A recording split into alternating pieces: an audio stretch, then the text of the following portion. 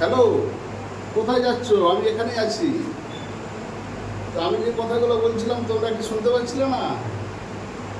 না আমি বলছিলাম না। তো চলো এটা নিয়ে শুরু করবো। Hello dear students, welcome to dear chemistry class. তোমরা সবাই কেমন আছো? আশা করি সবাই ভালো আছো। তো তোমরা আমি যে কথাগুলো প্রথমে বলছিলাম সেগুলো তোমরা কেন শুনতে পাচ্ছি না? আমি বলছিলাম কি বলছিলাম না? তোমাদের মনে এই কৌতূহলটা আছে। তো সেটা নিয়ে আমরা আজকে শুরু করব তোমাদের ক্লাস। সেই ক্লাসটা কি না, শব্দ। শব্দ কীভাবে তৈরি হয়, শব্দ আমরা কেন শুনতে পাই না, কেন শুনতে পাই, কীভাবে শুনতে পাই, শব্দ কোথায় যায়, কীভাবে যায়, এইসব নিয়ে বিশদে আলোচনা। তো চলো তোমাদের ভিডিওটি না কেটে তোমরা যদি পুরো ভিডিওটি দেখতে থাকো তাহলে এই সম্পর্কে আরও বিশদে জানতে পারবে। তোমাদের কাছে আমার অনুরোধ, যদি চ্যানেলটি আমার ভালো লেগে থাকে, আমার ভিডিও ভালো লেগে থাকে, তোমরা চ্যানেলটিকে সাবস্ক্রাইব করো, লাইক শেয়ার কমেন্ট করো এবং বেল আইকনে প্রেস করো, যাতে তোমাদের ভালোবাসা নিয়ে আমি আরও এগিয়ে যেতে পারি। তো চলো শুরু করি। আজ কথাটা বলছি, এই শব্দ কথাটাই একটা শব্দ, তাই তো? বিভিন্ন জিনিসের শব্দ বিভিন্ন রকমের হয়, যেটা আমাদের মস্তিষ্কে এসে পৌঁছায়, তাই তো? তো কথা বলার শব্দ একরকম, ধর আমি যেরকম পাটা গলায় কথা বলি, কোনো সেতারের সুর বা হারমোনিয়ামের সুর, সেটা এক ধরনের শব্দ। তাহলে যেগুলো আমাদের কানে এসে পৌঁছায়, মস্তিষ্ক তার স্নায়ু দ্বারা আমাদের মধ্যে অনুভূতি জাগায়, এটা একটা শব্দ। তো ভালো হোক খারাপ হোক, সবগুলোই এক একটা শব্দ যেগুলো আমরা শুনতে পাই, বা কান যে ইন্দ্রিয় আছে তার মাধ্যমে শুনতে পাই। তো এই শব্দ কীভাবে উৎপন্ন হয়, কোথা থেকে উৎপন্ন হয়, উৎপন্ন হয়ে কোথায় যায়, আমরা কীভাবে শুনতে পাই বা কেনই বা শুনতে পাই, সেইগুলো নিয়ে আজকে আলোচনা শুরু হবে। তো প্রথমে আমরা প্রত্যেকটা টপিক সম্পর্কে যদি ডিটেলস আলোচনা করি, শব্দকে কি বলা হয়, শব্দ কি?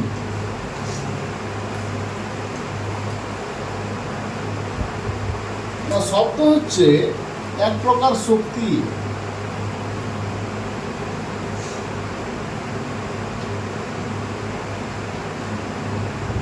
এক প্রকার শক্তি যা কোনো কম্পনশীল বস্তু থেকে উৎপন্ন হয়।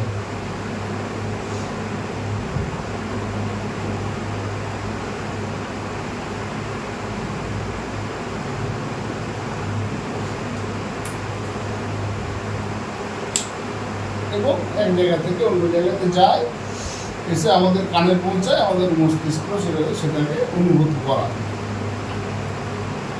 তো প্রথমে দেখছি শব্দ এক প্রকার শক্তি।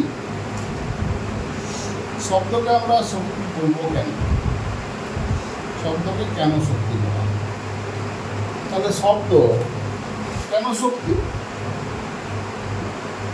শব্দ থেকে আমরা অন্যান্য শক্তিতে যেতে পারি।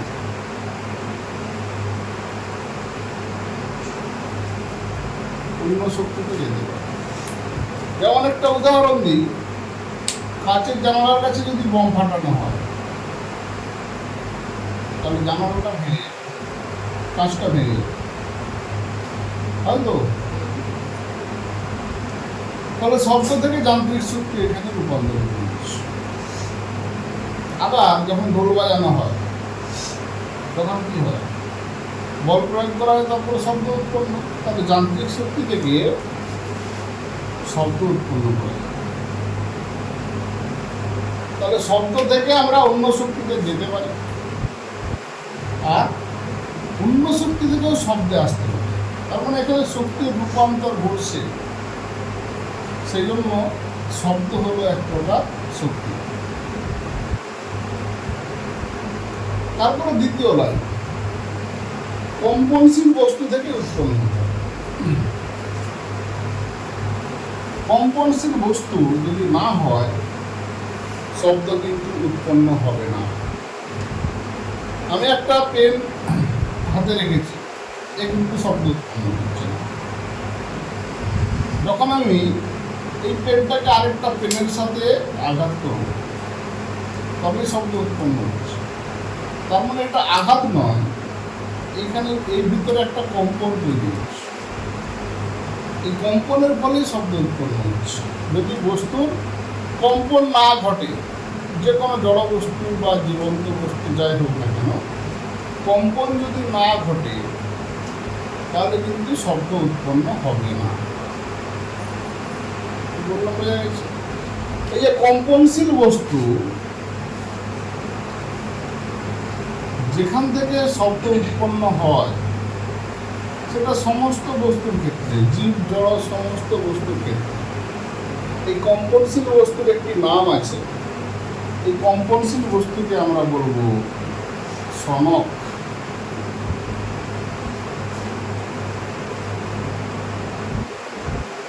যা শব্দ উৎপন্ন করে, যে কোনো কম্পনশীল বস্তু যা হবে তাই শব্দ উৎপন্ন করে। এবার যদি বলা হয় আমরা কি করে কথা বলছি, আমাদের কথা বলার পিছনে সনক কোথায় আছে?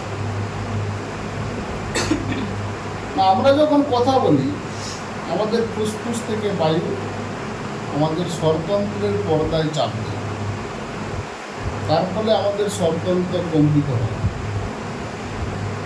তবে আমরা কথা বলতে পারি। বিভিন্ন বস্তুর ক্ষেত্রে যখন কোনো গাড়ি যায় সেখানেও শব্দ উৎপন্ন, সেখানেও কম্পন উৎপন্ন। কম্পন ছাড়া শব্দ উৎপন্ন হয় না। তাহলে এই কম্পনশীল বস্তুকে বলা হচ্ছে কি সনক। সেটা সবার মধ্যেই থাকে, যেখান থেকে শব্দ উৎপন্ন হয় সবার মধ্যেই থাকে। তাহলে কম্পন যে কথাটা কি, কম্পনশীল বস্তু আমরা দেখলাম।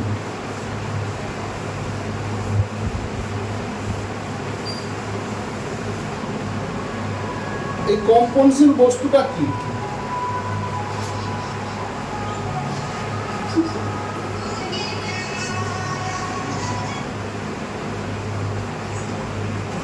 এই কম্পনশীল বস্তু সম্পর্কে আমাদেরকে যদি জানতে হয়, কম্পনশীল বস্তু কারা?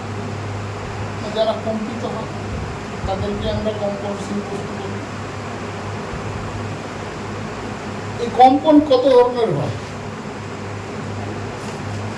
বিভিন্ন বস্তুর শব্দ যখন বিভিন্ন ধরনের হয়, তাদের কম্পনও কিন্তু বিভিন্ন ধরনের হয়। যারা কম্পিত হয় তারাই কম্পনশীল বস্তু।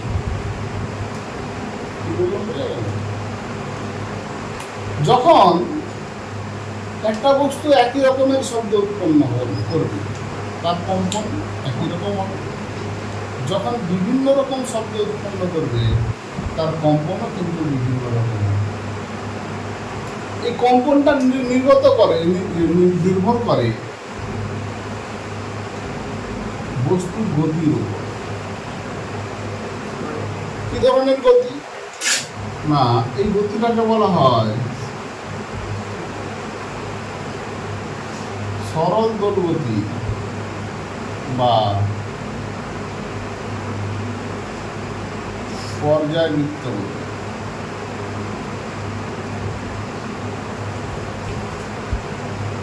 যখনই কোনো বস্তু কম্পিত হবে তার অবস্থানটা কিরকম হবে? ধরো বস্তুর প্রাথমিক অবস্থান এটা ছিল, যখনই বস্তুর কম্পন ঘটবে তখন বস্তুটা তার স্বাভাবিক অবস্থায় থাকবে না।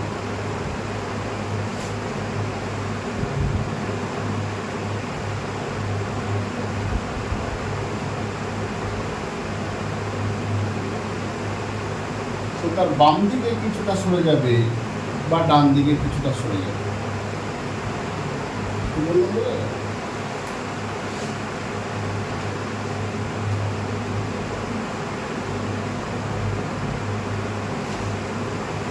তাহলে বস্তুর গতি যদি এখানে আমরা লক্ষ্য করি, বস্তুর গতি দেখো, এইখান থেকে শুরু হচ্ছে এইখানে শেষ হচ্ছে, আবার এইখান থেকে শুরু হচ্ছে এইখানে শেষ হচ্ছে। এই বস্তুর গতি যদি এরকম হয়, যেখান থেকে শুরু হয়েছে সেখানে এসে আবার শেষ হচ্ছে, সেই গতিটাকেই বলা হবে পর্যায়বৃত্ত গতি। একে সরল দৈর্ঘ্য গতি কেন বলা হচ্ছে না, এই গতিটা এখানে যদি একটা দড়ির সাহায্যে আমরা পাথর ঝুলিয়ে রাখি, তারও এই ধরনের গতি দেখা যাবে। এই গতিটা দোলনেরও গতি, সেই জন্য এই গতিটার আরও একটি নাম সরল দৈর্ঘ্য। তাহলে এখানে দোলগতি বা পর্যায়বৃত্ত, এই কথাটার মানেটা হচ্ছে কোনো বস্তুর গতি যেই পথে যাবে সেই পথেই ফিরে আসবে এবং বারবার একইভাবে ফিরে আসবে। মূল কথাটা বোঝা গেল। এই গতি সম্পর্কে কিছু টার্ম আমাদেরকে এবার জানতে হবে। যখনই বস্তুর মধ্যে এই ধরনের গতি সৃষ্টি হবে, তখনই তার মধ্যে কি হবে? কম্পন সৃষ্টি হবে। বা ঘুরিয়ে বলতে পারি, কম্পন সৃষ্টি হলেই কম্পনশীল বস্তুর মধ্যে এই সরল দৈর্ঘ্য গতি বা পর্যায়বৃত্ত গতি আমরা দেখতে পাব। এই গতির বিভিন্ন অংশগুলো কি? না দেখো, এটা তার ছিল প্রাথমিক অবস্থান বা মূল অবস্থান। এখান থেকে সে বাম দিকে কতটা গেছে বা ডান দিকে কতটা গেছে, এটা আমরা কি করে নির্ণয় করব? এটা নির্ণয় করার জন্য একটা টার্ম আমাদেরকে বলা হয়, করতে হবে, সেটা হচ্ছে বিস্তার। বিস্তার কথাটার অর্থ কি? কোনো কম্পনশীল বস্তু তার মূল অবস্থান থেকে ডান দিকে বা বাম দিকে সর্বোচ্চ যতটা অগ্রসর হবে, সেটাকে বলা হচ্ছে এই কম্পনশীল বস্তুর বিস্তার। তাহলে বিস্তার কথাটা কি বোঝা গেল? এখানে আরেকটা টার্ম আমাদেরকে পড়তে হবে। এই দুটো বিস্তার যদি আমি একসঙ্গে যোগ করি, একটা বস্তু যাত্রা শুরু করলো ধরো এখান থেকে এইখানে, আবার তো সে ঘুরে এখান থেকে এইখানকে যাবে, কিন্তু তার কম্পন ঘটে। তাহলে দেখো, কোনো বস্তু কম্পনশীল বস্তু কণা যেখান থেকে তার যাত্রা শুরু করেছে, আবার ফিরে সেইখান থেকে যাচ্ছে, এইটিকে বলা হয় পূর্ণ কম্পন বা পূর্ণ দোলন। পূর্ণ দোলন কি বললাম, বোঝা গেল কি? তাহলে পূর্ণ কম্পন বা পূর্ণ দোলন জিনিসটা কি? যেখান থেকে সে যাত্রা শুরু করেছে সেইখানে গিয়ে আবার সে পৌঁছাচ্ছে। তাহলে এখান থেকে শুরু করে আবার ওইখানে এসে পৌঁছানো, যেখান থেকে যাত্রা শুরু করেছে সেখানে এসে আবার পৌঁছানো, সেইটাকেই বলা হচ্ছে পূর্ণ কম্পন। তার যে যাত্রাপথ, সেটাকেই বলা হয় পূর্ণ কম্পন বা পূর্ণ দোলন। এই যে পূর্ণ কম্পন করছে, তাহলে পূর্ণ কম্পনের জন্য একটা টাইম তো লাগবে না? লাগবে না? লাগবে। এই পূর্ণ কম্পনের জন্য যেই সময় লাগে তাকে বলা হয় পর্যায়কাল। এই পর্যায়কালকে কি দ্বারা প্রকাশ করা হয়? এর কিন্তু একক আছে, সেকেন্ড। পূর্ণ কম্পনটা মানে প্রথম বাম দিকে প্রথম শেষ থেকে যেখান থেকে শুরু করবে, যদি এইখান থেকে আমি শুরু হয়, তাহলে সে এখানে গেল, আবার এখানে গেল, ঘুরে আবার এইখানে, মানে প্রথম অবস্থা থেকে আবার এদিক থেকে যেখানে ছিল ঘুরে এসে আবার সেই অবস্থায় পৌঁছাবে। ততটা সময়কালটাকে মানে পূর্ণ কম্পন বলছে। সেই পথটাকে, সেই যাত্রা পথটাকে বলা হচ্ছে পূর্ণ কম্পন। ঠিক আছে? এই যে এতটা গেল, এটাকে যদি সরলরৈখিক দূরত্বে প্রকাশ করি, এটা নিশ্চয়ই এতটা দূরত্ব, তাহলে এটা হচ্ছে পূর্ণ কম্পন। কারণ এটা তো এখান থেকে এটা, তারপর এটা আবার ঘুরে এসেছে, একটা যদি সরলরৈখিক যাত্রাপথ বলি, এটা তো একটা তার পথ, অতিক্রান্ত দূরত্ব। এটা পূর্ণ কম্পন মানে হচ্ছে তার অতিক্রান্ত দূরত্ব বা যাত্রা। পর্যায়কাল কি? ওই একটি পূর্ণ কম্পন সম্পন্ন করতে যত সময় লাগে, সেটা 1 সেকেন্ড হতে পারে, তার কম হতে পারে, তার বেশিও হতে পারে, কোনো সমস্যা নেই। তাকে আমরা সেকেন্ড দিয়ে একক দ্বারা প্রকাশ করি। আর পর্যায়কালকে প্রকাশ করা হবে কি দিয়ে? না, টি দ্বারা।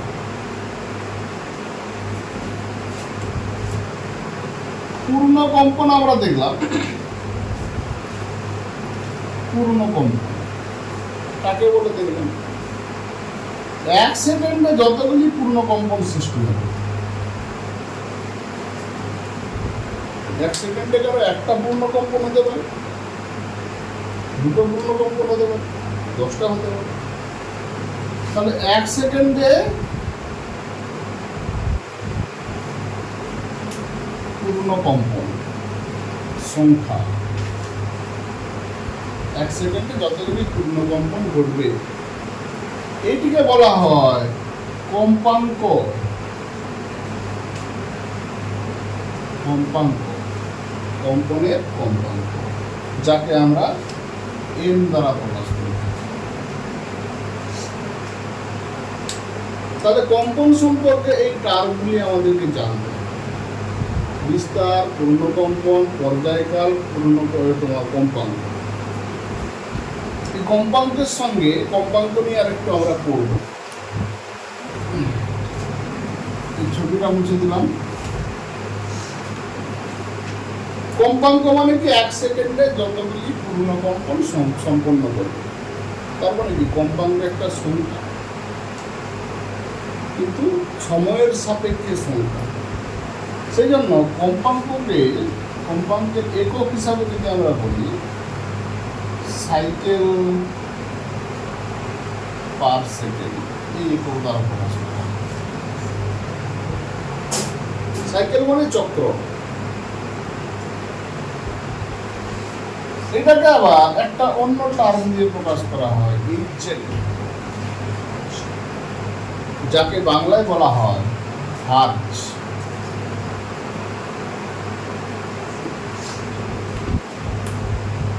বানানটা একটু অন্যরকম, ভয়াকার অনুরক্ত বলতে জন্য হার্জ, কিন্তু আমরা হার্জ বলে প্রকাশ করি।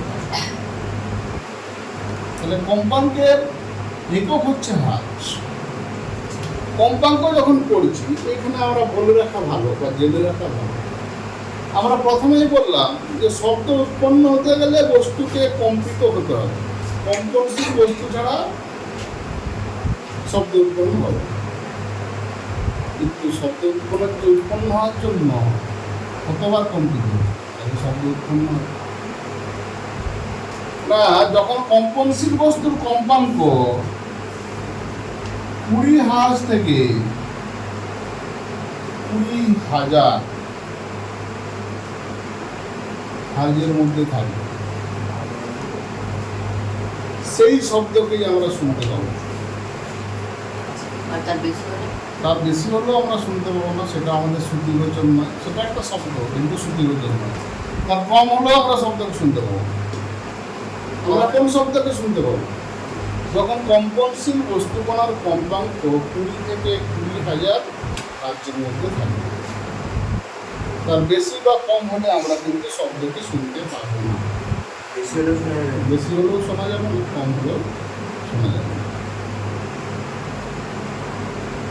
তাহলে এর একক হচ্ছে হার্জ। এই জন্য হার্জটা আমরা বললাম কেন না, এটা বোঝাবার জন্য যে কম্পাঙ্ক এর কম হলে, কম্পাঙ্কের আরো একটা একক আছে আমরা বলবো, তো এত হার্জ থেকে এত হার্জ পর্যন্ত না হলে আমরা শব্দ শুনতে পাবো। দেখবো অনেক সময় লাঠি নিয়ে যখন আমরা ঘুরাই, একটা আওয়াজ সৃষ্টি হয়, সমস্যা করে আওয়াজ সৃষ্টি হয়। তো লাঠিটা কি সেকেন্ডে 20 বারের বেশি ঘুরছে? কিন্তু এই লাঠিটা শব্দের মধ্যে সেকেন্ডে 20 বারের বেশি কম্পন সৃষ্টি করছে। এই পেনটা আমি ঘোরাচ্ছি, শব্দ উৎপন্ন হচ্ছে। যদি একটা সেকেন্ডে 20 বারের বেশি ঘোরানো যায়, তাহলে এখান থেকে এক ধরনের শব্দ আমরা পাবো। ভূমিকম্প হয়ে গেল।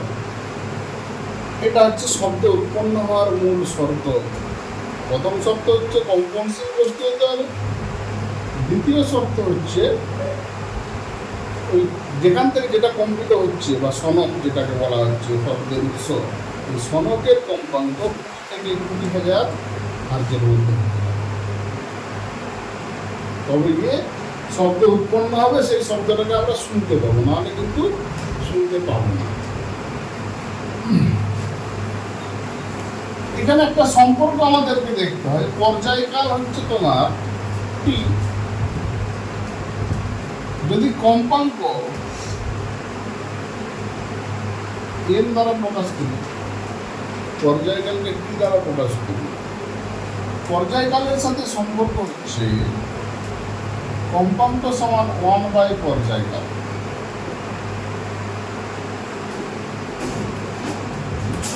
তবে এন সমান আমরা লিখতে পারি 1/t। হচ্ছে কম্পাঙ্কের সাথে পর্যায়কালের সম্পর্ক। এখান থেকে কম্পাঙ্কের আরো একটা একক আমরা পাবো। টি মানে কি? পর্যায়কাল সেকেন্ড।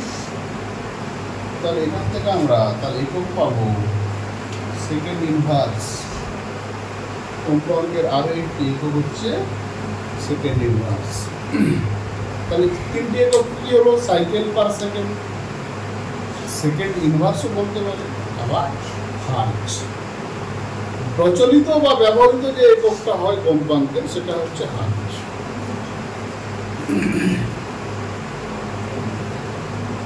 তো কম্পনশীল বস্তু থেকে শব্দ উৎপন্ন হয় এবং সেই কম্পনশীল বস্তুটা কি তার বিভিন্ন অংশ সম্পর্কে আমরা একটা ডেসিবেল তাহলে কিসে হয়ে যাচ্ছে ব্যাপারটা?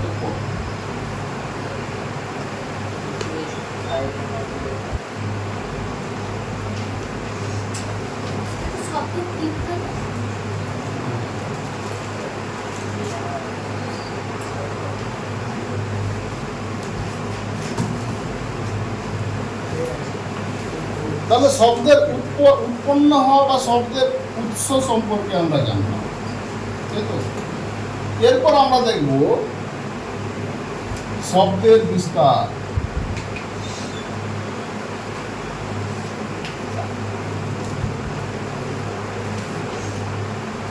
শব্দের বিস্তার,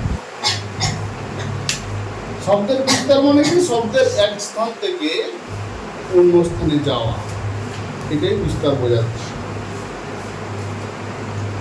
এই বিস্তারের দুটি পয়েন্ট আমাদেরকে খুব ভালো করে মনে রাখতে হবে।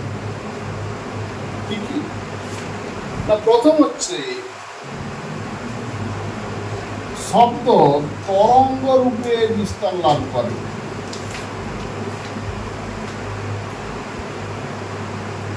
বিস্তার লাভ করে, প্রথম পয়েন্ট।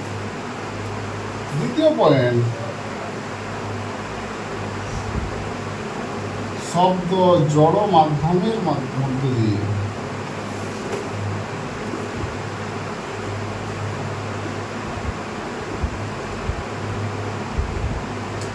বিস্তার লাভ করে। শব্দের বিস্তার সম্পর্কে এই দুটি পয়েন্ট আমাদেরকে ভালো করে বুঝতে হবে। শব্দের বিস্তার কি রূপে হয়? তরঙ্গ রূপে। এই তরঙ্গের কথাটা যখন আসছি, তাহলে তরঙ্গ জিনিসটা কি সেটা আমাদেরকে আগে জানতে হবে। তরঙ্গ জিনিসটা কি, তারপর আমরা তরঙ্গ রূপে কি করে বিস্তার লাভ করে সেটা দেখব। আর জড় মাধ্যমের মধ্যে দিয়ে বিস্তার লাভ করতে হবে। যদি মাধ্যম না থাকে, শব্দ কিন্তু যেতে পারবে না। শব্দকে জড় মাধ্যমের মধ্যে দিয়ে বিস্তার লাভ করতে হবে, সেটা আমরা বিশদে পড়ব। তার আগে তরঙ্গ জিনিসটা আমরা একটু পড়ে নেব। তরঙ্গ মানে কি?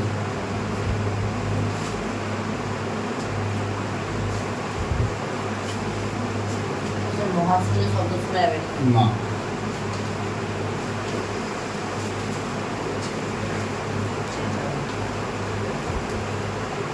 তো শব্দ যখন তরঙ্গ রূপে বিস্তার লাভ করে, তার মানে শব্দ এক ধরনের তরঙ্গ।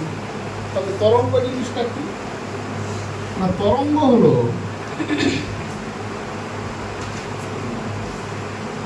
তরঙ্গ কি?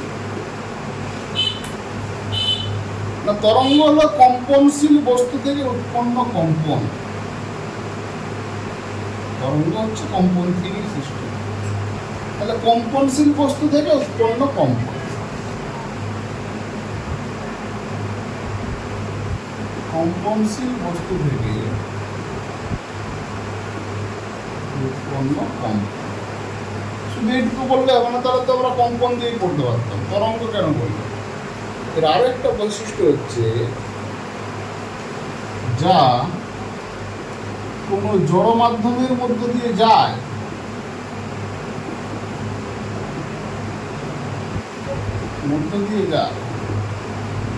মানে এক স্থান থেকে অন্য স্থানে যায়, কিন্তু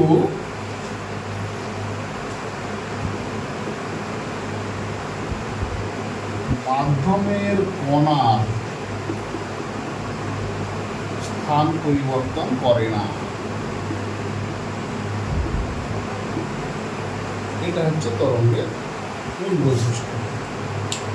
কম্পনশীল বস্তু থেকে কম্পন উৎপন্ন, আবার কম্পনশীল বস্তু থেকে তরঙ্গ উৎপন্ন। তরঙ্গের ধর্মটা কি? না, তারা মাধ্যমের মধ্যে দিয়ে যাবে, কিন্তু মাধ্যমকে স্থানচ্যুত করবে না। মাধ্যম যেখানে ছিল সেখানেই থাকবে, তার মধ্যে দিয়ে সে এক জায়গা থেকে অন্য জায়গায় যাবে। সেটিকে বলা হচ্ছে তরঙ্গ, বা এর ইংরেজি টার্ম হচ্ছে ওয়েভ, ওয়েভ বা তরঙ্গ। তাহলে তরঙ্গ জিনিসটা কি বোঝা গেল? এই তরঙ্গ দুই ধরনের। তরঙ্গ হচ্ছে তোমার দুই ধরনের হয়।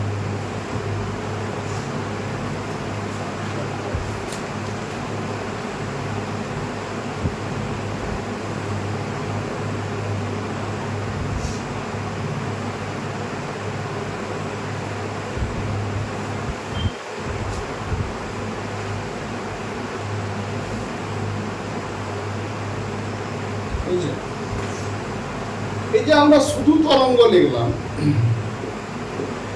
তরঙ্গের উৎস এবং তার গতিপথ অনুসারে তরঙ্গকে আমরা বিভিন্নভাবে ভাগ করতে পারি। যেমন ধরো, এখান থেকে যদি আমরা ভাগ লিখি, একটা হচ্ছে স্থিতিস্থাপক তরঙ্গ, আর একটা হচ্ছে তড়িৎ চুম্বকীয় তরঙ্গ।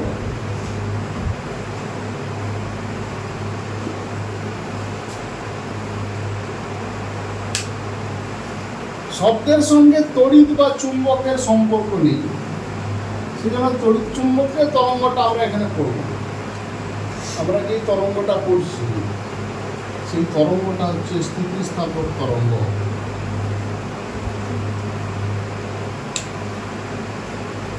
স্থিতিস্থাপক তরঙ্গ, এই তরঙ্গটা আমরা পড়ছি, সেই তরঙ্গটাকে আমরা কি হিসাবে জানবো?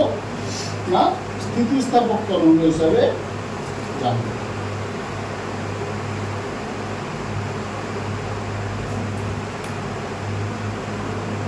এই স্থিতিস্থাপক কথাটা কেন বলা হচ্ছে? না, স্থিতিস্থাপক কথাটা বলার কারণ হচ্ছে, একটু পরে গিয়ে আমরা পড়বো, যখন শব্দের বিস্তার, শব্দ কিভাবে এক জায়গা থেকে অন্য জায়গায় যায়, তখন দেখবো, তখন স্থিতিস্থাপক কথাটার ব্যাখ্যা আমরা সেইখানে গিয়ে দেব। তো আপাতত এই তরঙ্গ মানে আমরা কি বুঝবো? না, স্থিতিস্থাপক তরঙ্গ বুঝবো। এই স্থিতিস্থাপক তরঙ্গ দুই ধরনের হয়।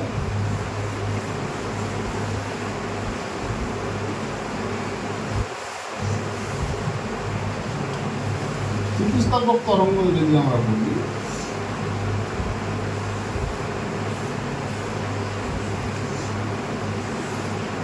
এটি দুই ধরনের হয়ে থাকে। একটি হচ্ছে অনুদৈর্ঘ্য তরঙ্গ, একটি অনুদৈর্ঘ্য তরঙ্গ, আরেকটি হচ্ছে তির্যক তরঙ্গ।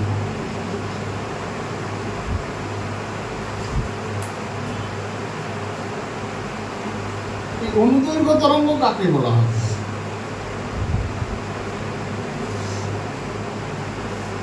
একটা তরঙ্গ এই অভিমুখ বরাবর যাচ্ছে।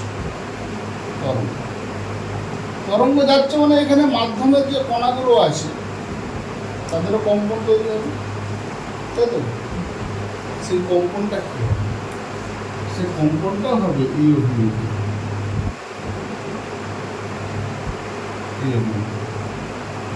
যেমন একটা উদাহরণ দিয়ে যদি বলি, একটা স্প্রিংকে যদি আমরা টানি, যেই বরাবর বাড়ে তাকে ছেড়ে দিলেও সে সেই বরাবরই কাঁপে।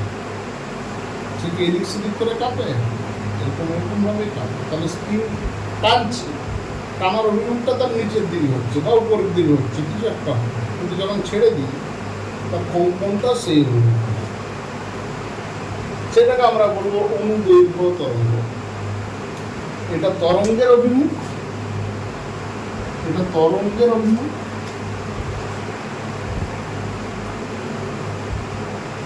আর এটা হচ্ছে কম্পনের অভিমুখ। কম্পনের যখন কণার কম্পনের অভিমুখ এবং তরঙ্গের অভিমুখ বা তরঙ্গের বিস্তারের অভিমুখ একই হবে, সেই তরঙ্গকে আমরা বলবো অনুদৈর্ঘ্য তরঙ্গ। তির্যক তরঙ্গটা কি তাহলে? তির্যক তরঙ্গ হচ্ছে, এটা ধরলাম আমি তরঙ্গের গতির অভিমুখ বা তরঙ্গের বিস্তারের অভিমুখ, কিন্তু কণার কম্পন ঘটছে এইভাবে।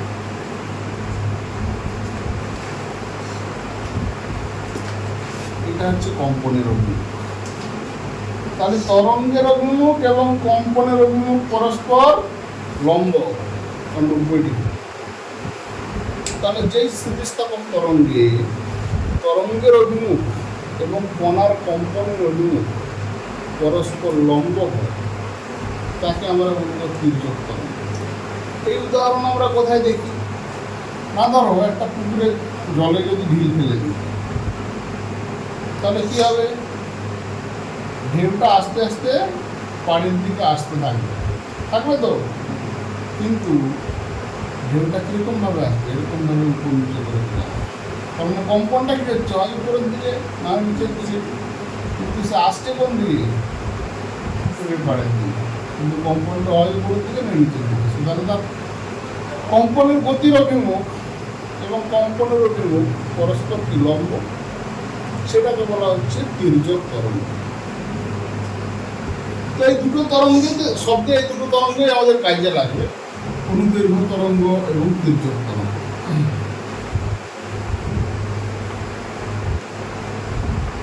এবার তরঙ্গ সম্পর্কে একটু ডিটেলস আমরা এখানে জেনে নেব।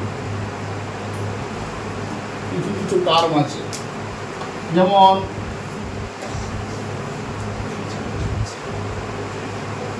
তরঙ্গ দৈর্ঘ্য, যাকে আমরা ল্যামডা দ্বারা প্রকাশ করি। নতুন তরঙ্গ দৈর্ঘ্য কি? না, একটা তরঙ্গ যদি এইভাবে লিখি, তখন তির্যক তরঙ্গ যখন লিখলাম,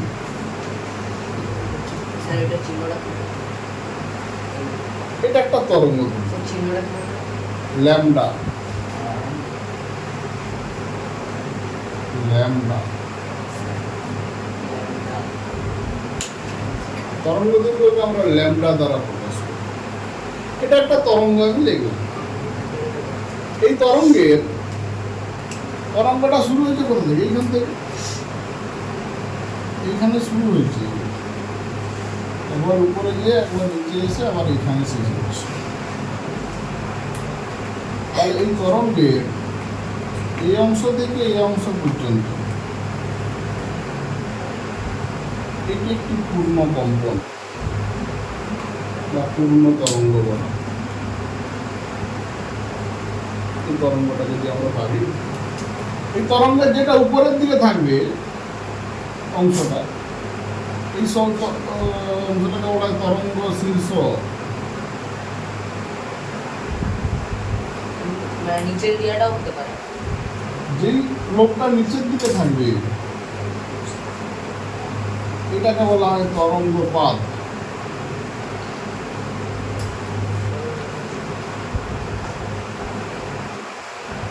একটা তরঙ্গ শীর্ষ এবং একটি তরঙ্গ পাদ। তাহলে তরঙ্গ শীর্ষ এবং তরঙ্গ পাদ নিয়ে তৈরি হচ্ছে একটি পূর্ণ কম্পন। এই পূর্ণ কম্পনটা কেন দেখালাম না, কম্পনও আমরা পূর্ণ কম্পন দেখে এসেছি, এখানেও বলছি এটাকে আমরা কম্পন বলবো। কিন্তু পার্থক্য কি থাকবে না, পূর্ণ তরঙ্গ, কারণ কম্পনশীল বস্তু থেকে তরঙ্গ সৃষ্টি হচ্ছে। তাহলে এটাকে বলা হবে পূর্ণ তরঙ্গ। তাহলে একটা পূর্ণ তরঙ্গ মানে তার মধ্যে একটা তরঙ্গ শীর্ষ আছে আর একটা তরঙ্গ পাদ আছে, বুঝা গেল? তাহলে একটা পূর্ণ তরঙ্গ এখান থেকে যখন কোনো কম্পনশীল বস্তু একটি পূর্ণ তরঙ্গ সৃষ্টি করবে তখন তার অতিক্রান্ত দূরত্ব পূর্ণ তরঙ্গ সৃষ্টি হলে তরঙ্গ যত দূরত্ব অতিক্রম করে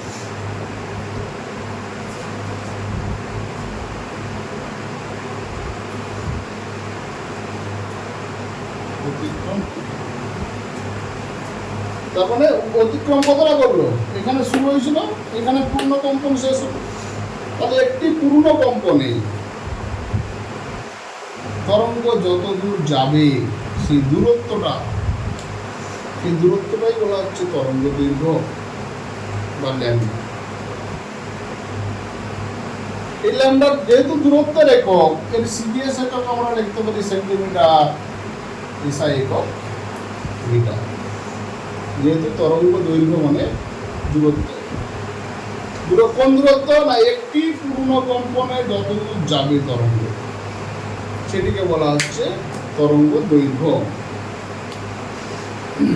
একটি পূর্ণ কম্পনে যত সময় লাগছে সেটা পর্যায়কাল, সেটা আমরা দেখে এসছি। এখানেও আমরা পর্যায়কাল হিসাবে যদি দেখে নিই, একটি পূর্ণ তরঙ্গ আছে, একটি পূর্ণ তরঙ্গের ক্ষেত্রে প্রয়োজনীয় সময় সেটা আমরা পর্যায়কাল দিয়ে প্রকাশ করছি। পর্যায়কালকে এখানে টি দিয়ে প্রকাশ করা হয়। সেখানে যেমন একটি পূর্ণ কম্পনে যত সময় লাগতো, এখানে পূর্ণ তরঙ্গ সৃষ্টি হতে যত সময় লাগতো।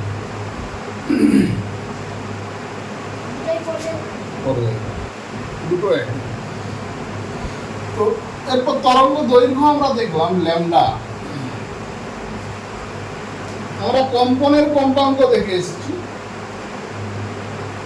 এবার তরঙ্গের কম্পাঙ্ক দেখি। কম্পাঙ্ক একই জিনিস। যখন আমরা কম্পন দেখেছিলাম যে 1 সেকেন্ডে যতবার পূর্ণ কম্পন সৃষ্টি হয় সেটিকে বলা হয় এই কম্পনের কম্পাঙ্ক। তরঙ্গের ক্ষেত্রে আমরা কি বলবো না, 1 সেকেন্ডে যতগুলি পূর্ণ তরঙ্গ সৃষ্টি করে, সেখানে কম্পন ছিল, যেহেতু আমরা তরঙ্গ করছি এখানে তরঙ্গ দিয়ে প্রকাশ করব। তরঙ্গ মানে অ্যাকচুয়ালি কম্পন। এই কম্পাঙ্কের সংজ্ঞা যা ছিল সেটাই থাকবে, শুধুমাত্র সেখানে কম্পনের জায়গায় এখানে তরঙ্গ আমরা যোগ করতে পারি। একক যা ছিল তাই থাকবে। তরঙ্গ বেগ, বেগের সংজ্ঞা আমরা জানি সরণবয় সময়, তাই তো? তরঙ্গ বেগের ক্ষেত্রে একই, সরণবয় সময়। 1 সেকেন্ডে তরঙ্গ যতদূর যাবে সেটিকে বলা হয় তরঙ্গ বেগ, যাকে আমরা ভি দ্বারা প্রকাশ করে থাকি। ভি সমান হচ্ছে সরণবয় সময়। সময়টা এক করে দাও। 1 সেকেন্ডে কোনো তরঙ্গ যত সরণ ঘটবে বা যতদূর যাবে সেটি হবে তরঙ্গ বেগ।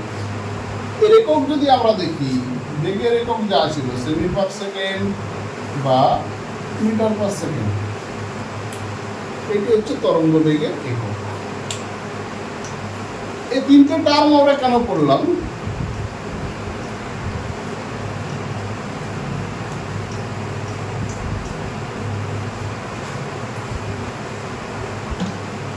তরঙ্গের ক্ষেত্রে আলাদা করে পড়লাম কেন? এখানে তিনটের সম্পর্ক দেখো। এর মানে কি কম্পাঙ্ক, ল্যামডা মানে কি তরঙ্গ দৈর্ঘ্য, ভি মানে হচ্ছে তরঙ্গ বেগ। এই তিনটির সম্পর্ক প্রতিষ্ঠা করতে হবে, এদের মধ্যে কি সম্পর্ক আছে।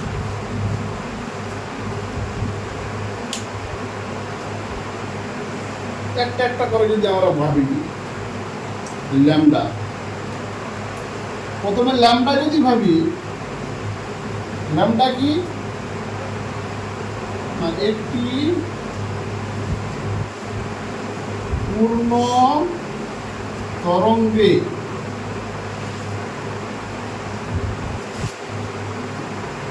অতিক্রান্ত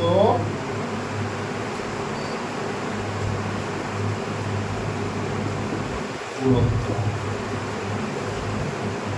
ল্যামডা হচ্ছে দূরত্ব আর না একটি পূর্ণ কম্পন। এরপর আমরা এন যদি লিখি, এন মানে কি কম্পাঙ্ক, কম্পাঙ্ক মানে কি এক সেকেন্ডে যতগুলি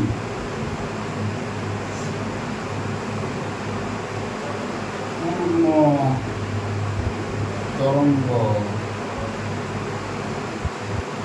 সৃষ্টি হয় সেটিকে বলা হচ্ছে কম্পাঙ্ক। এই এক সেকেন্ডে পূর্ণ তরঙ্গ সৃষ্টি হয় কতগুলি না এন সংখ্যক, সেই জন্যই তার কম্পাঙ্ককে আমরা এন দিয়ে প্রকাশ করছি। তাহলে এক সেকেন্ডে পূর্ণ কম্পাঙ্কের কম্পনের সংখ্যা বা পূর্ণ তরঙ্গের সংখ্যায় যদি আমরা এন ধরি, আবার একটি পূর্ণ কম্পনে কতটুকু আছে ল্যামডা তরঙ্গ দৈর্ঘ্য, তাই তো। তাহলে একটি পূর্ণ তরঙ্গে যদি ল্যামডা যায়, তাহলে এখানে কতগুলি পূর্ণ তরঙ্গ হয়েছে এন, তাহলে এন সংখ্যক পূর্ণ তরঙ্গে কতদূর যাবে না কথাটা বুঝতে পারবে। কম্পাঙ্ক মানে এক সেকেন্ডে যতগুলি পূর্ণ তরঙ্গ সৃষ্টি হয়, ল্যামডা মানে হচ্ছে একটি পূর্ণ তরঙ্গে যতদূর যাচ্ছে। তাহলে একটি পূর্ণ তরঙ্গে কতদূর যাচ্ছে না ল্যামডা দূরত্বে যাচ্ছে। এখানে কটি পূর্ণ তরঙ্গ আছে এন, তাহলে এনটি পূর্ণ তরঙ্গে সে কতদূর যাবে। তাহলে এখানে আমরা লিখব এন সংখ্যক পূর্ণ তরঙ্গে অতিক্রান্ত দূরত্ব।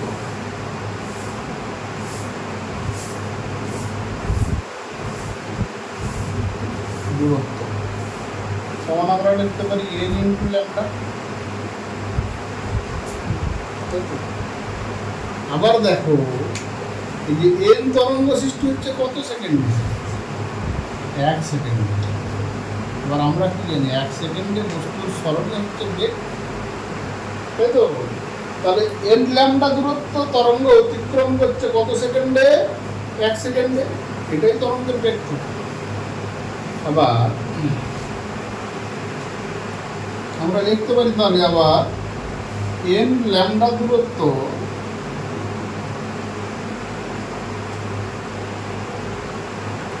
অতিক্রম করে কত সেকেন্ডে, এক সেকেন্ডে, এটাই তো তরঙ্গের বেগ।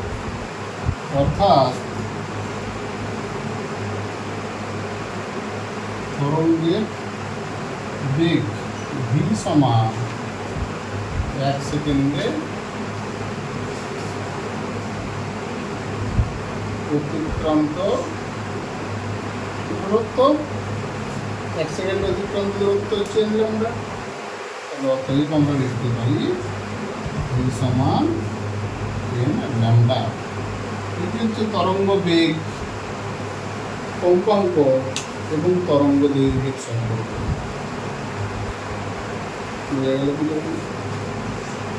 এখান থেকে যে জিনিসগুলো এই সম্পর্কটা অনেক সময় প্রতিষ্ঠা করতে দেয়, এখান থেকে যে জিনিসগুলো আমাদেরকে জানতে হবে। আমরা মূল সম্পর্কটা কি পেলাম না ভি সমান এন ল্যামডা।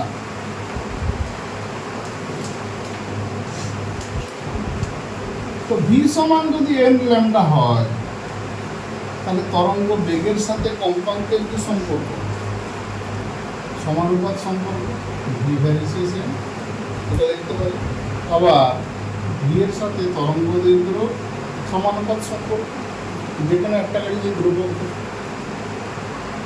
তাহলে তরঙ্গ বেগের সাথে কম্পাঙ্ক এবং তরঙ্গ দৈর্ঘ্যের সম্পর্ক আমরা পেলাম। যদি আমরা এটাকে লিখি এন সমান ভি বাই ল্যাম্ডা, এখান থেকে একটা সম্পর্ক আমরা পাচ্ছি কম্পাঙ্কের সাথে তরঙ্গ দৈর্ঘ্যের ব্যস্তানুপাত সম্পর্ক। কম্পাঙ্ক যার যত বেশি হবে তরঙ্গ দৈর্ঘ্য তার তত কম হবে। এই কথাটার যথার্থতা আছে। কেন বলুন?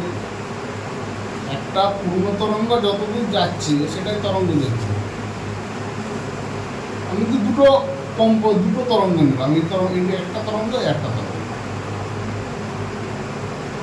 এই তরঙ্গটা একটি পূর্ণ কম্পনে 1 সেন্টিমিটার যাচ্ছে, এই তরঙ্গটা একটি পূর্ণ কম্পনে 1 সেন্টিমিটার যাচ্ছে। এই কম্পনের কম্পাঙ্ক হচ্ছে ধরো 20 সাইকেল পার সেকেন্ড বা 20 হার্জ, আর এর হচ্ছে 50 হার্জ। তাহলে যার কম্পাঙ্ক যত বেশি হবে সে 1 সেকেন্ডে ততবার বেশি কম্পিত হবে, যতবার বেশি কম্পিত হবে সে তত কম দূরত্ব হবে।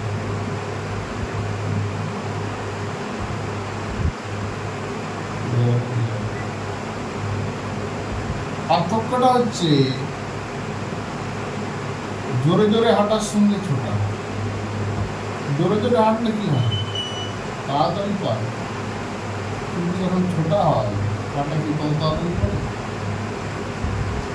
পড়ে কি একটু আস্তে আস্তে পড়ে, কিন্তু সে দূরত্বটা বেশি। তাহলে কম্পাঙ্কের সঙ্গে তরঙ্গ দৈর্ঘ্য সবসময় ব্যস্তানুপাত সম্পর্ক। যার কম্পাঙ্ক যত বেশি হবে তার তরঙ্গ দৈর্ঘ্য তত কম। এটা হচ্ছে তোমার তরঙ্গ সম্পর্কে বিষয় জানলাম। তরঙ্গ কি? শব্দকে আমরা তরঙ্গ কেন বলবো? শব্দ তো এক ধরনের তরঙ্গ, তরঙ্গ আকারে বিস্তার লাভ করে মানে কি? শব্দ এক ধরনের তরঙ্গ। তাহলে এখানে আমরা বলবো শব্দকে তরঙ্গ বলা হয় কেন?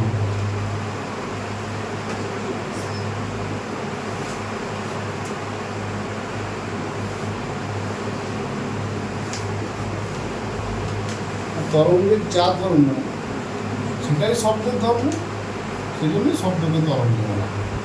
এবার এরকমভাবে বলে দিলে তো হবে না, তরঙ্গের ধর্মগুলো উল্লেখ করে বলবে। তরঙ্গের মতো শব্দ কম্পিত হয়ে অগ্রসর হয়। তরঙ্গ তো কম্পনশীল বস্তু থেকে উৎপন্ন হয়ে অগ্রসর হয়, শব্দ কম্পনশীল বস্তু থেকে উৎপন্ন হয় এবং অগ্রসর হয়, মাধ্যমের মধ্যে দিয়ে অগ্রসর হয়। ঠিক আছে? তরঙ্গ যাবার সময় কি করে? মাধ্যমের কণার বিচ্যুতি ঘটায় না, স্থানচ্যুতি ঘটায় না। শব্দ কিন্তু যাবার সময় মাধ্যমের স্থানচ্যুতি ঘটায় না। আবার তরঙ্গের বেগ আছে, শব্দেরও বেগ আছে, এরকম আরো পয়েন্ট আছে। আমরা কিন্তু এরকম দুটা পয়েন্ট বলি, কিন্তু আমি বলা যাবে, ব্যাখ্যা দেওয়া যাবে যে শব্দকে তরঙ্গ বলে কেন। তাহলে পয়েন্টগুলো কি বোঝা গেল? তরঙ্গের মতো শব্দের বৈশিষ্ট্য। প্রথম কথা, কম্পনশীল বস্তু থেকে উৎপন্ন হয় দুটোই যাওয়ার সময় মাধ্যমের কণার স্থানচ্যুতি ঘটায় না, শব্দও ঘটায় না, তরঙ্গ ঘটায় না। শব্দেরও বেগ আছে, তরঙ্গের বেগ আছে, সেই জন্য শব্দকে আমরা তরঙ্গ বলি।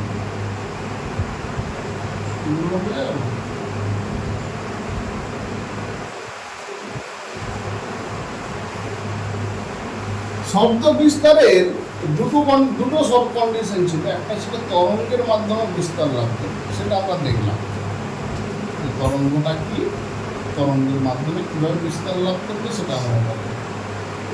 শব্দ কিভাবে বিস্তার লাভ করে। আমরা বলছি তো মাধ্যমের কণাদের স্থানান্তরিত ঘটায় না, না ঘটিয়ে এক স্থান থেকে অন্য স্থানে যায়, সেটা কিভাবে ঘটে না সেটাই আমরা এখানে কয়েকটা ছবির মধ্যে দিয়ে দেখব।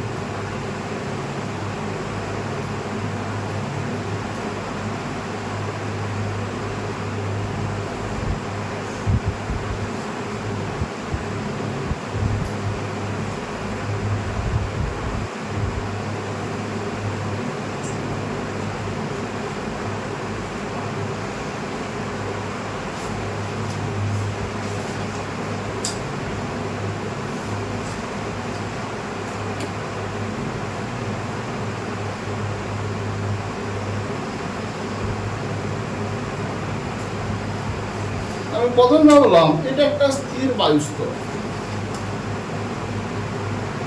যেখানে শব্দ নেই বা কোনো কি বলবো, বায়ুর মধ্যে কোনো প্রবাহ নেই। এই বায়ুকে অনেকগুলি স্তরে আমি ভাগ করেছি। এরপর এখানে আমি শব্দ উৎপন্ন করলাম।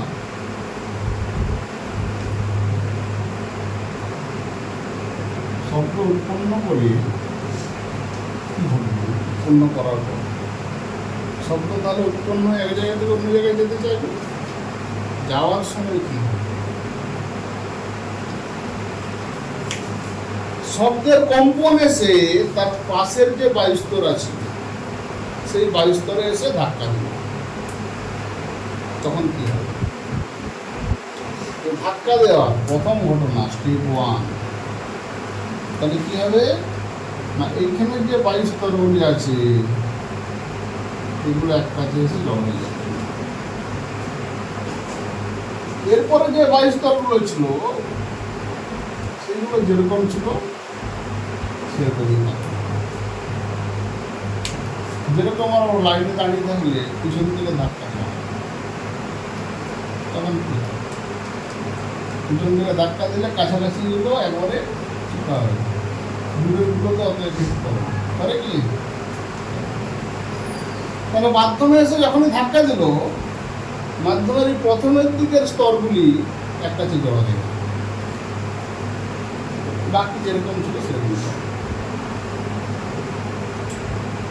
মাধ্যমের স্তরগুলোর স্বাভাবিক অবস্থা হচ্ছে এটা, কিন্তু এই শব্দ ধাক্কা দেওয়ার ফলে কি যারা জড়ো হয়ে গেছে, তারা এরা কি এই অবস্থায় থাকতে চায় না? তখন কি করবে? এই ধাক্কাটাকে এরা পরবর্তী স্তরে স্থানান্তরিত করবে। সেটা কিরকম হলো দেখো, প্রথমের দিকের স্তরগুলো ধাক্কাটাকে মাঝের স্তরে স্থানান্তরিত করে দিল, তাহলে মাঝের স্তরগুলো জড়ো হয়ে গেল, বাকি শেষের দিকের স্তরগুলো যেরকম ফাঁকা ছিল সেরকম ফাঁকাই থাকবে। এদেরও তো একটা স্বাভাবিক অবস্থা নয়, এরা সংকুচিত হয়ে আছে, এরা তো স্বাভাবিক অবস্থা আসতে চাইবে। তখন এরা কী করলো না, এই ধাক্কাটাকে পরবর্তী স্তরে স্থানান্তরিত করবে। তখন সামনেরগুলো যেরকম স্বাভাবিক অবস্থায় ছিল, মাঝেরগুলো ছিল হয়ে গেছে, কিন্তু শেষেরগুলো সংকুচিত হয়ে যাবে, শেষের স্তরগুলো। এই যে সংকুচিত হয়ে যাচ্ছে স্তরগুলো, এই সংকুচিত হওয়ার ঘটনাকে বলা হচ্ছে ঘনীভবন। স্টেপ 1 ছিল। স্টেপ 2-তে কি হলো? সংকুচিত স্তরটা আবার তার আগের অবস্থায় ফিরে এলো, এটাকে বলা হয় তনুভবন।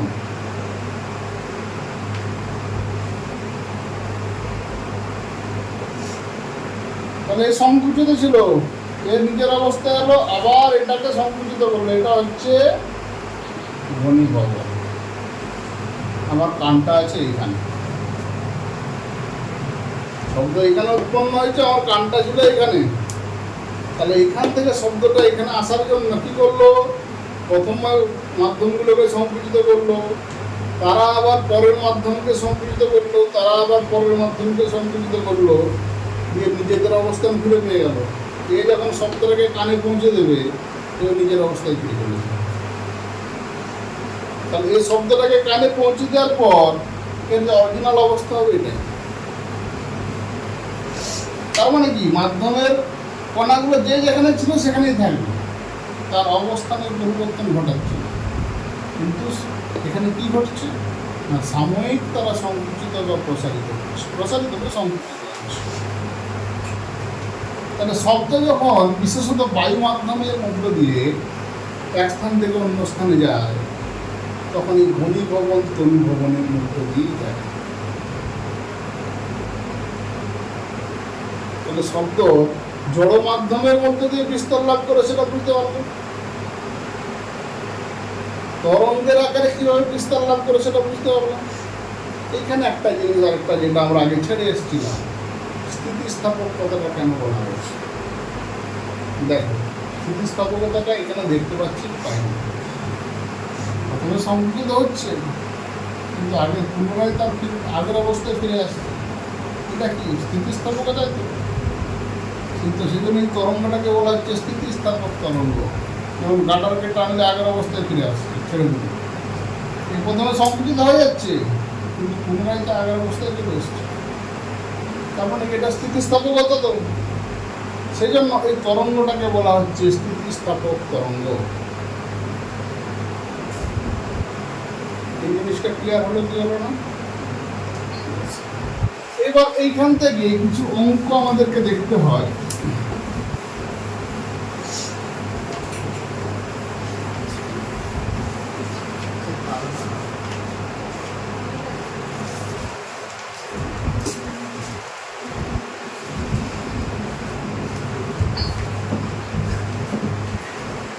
আচ্ছা, আজকে এই থিওরিটাই পড়ে আসবে, পরের দিন অঙ্কগুলো একটু দেখা।